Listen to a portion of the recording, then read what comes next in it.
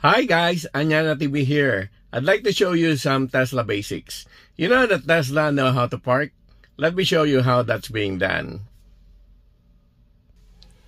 When you are on a parking space, Tesla automatically detect all the parking lines. All you have to do is select where you would like to park.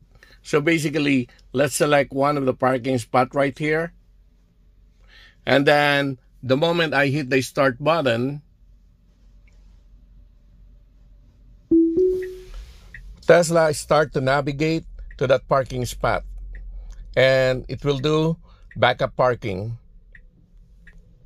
Watch how it maneuver and then try to go to that parking spot.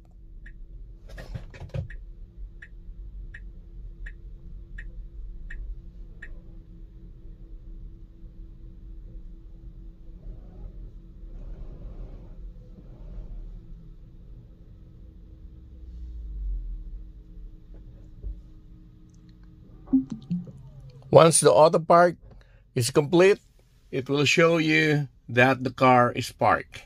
Now let's check outside, guys, how the parking goes.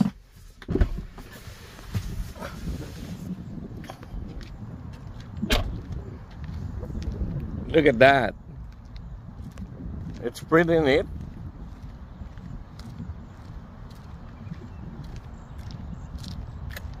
Wow. Let's check the back. Wow, that's pretty cool.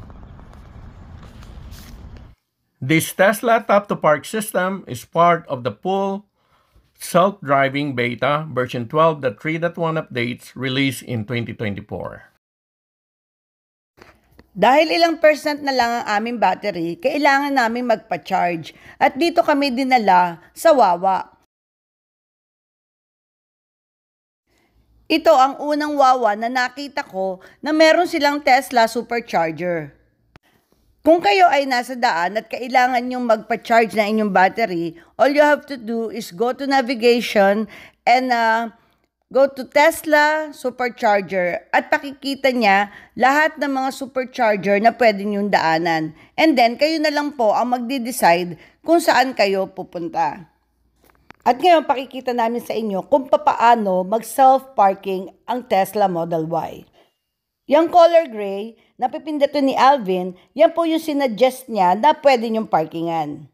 At kung ayaw nyo naman dun sa sinuggest yung parking space, pwede naman kayo mamili ng iba. Ayan, pinili na ni Alvin to start. At kung nakita nyo, color blue na siya at nagsi-self-parking na po yung Tesla. Now, nag-i-start na po, mag-back up yung car. Ayan guys, nagba-back up na siya doon sa parking space na pinili natin. Galing Nakaka-amaze lang talaga guys. Pasensya na kayo. At talagang eksakto po siya doon sa loob ng parking space. Wow, that's pretty cool.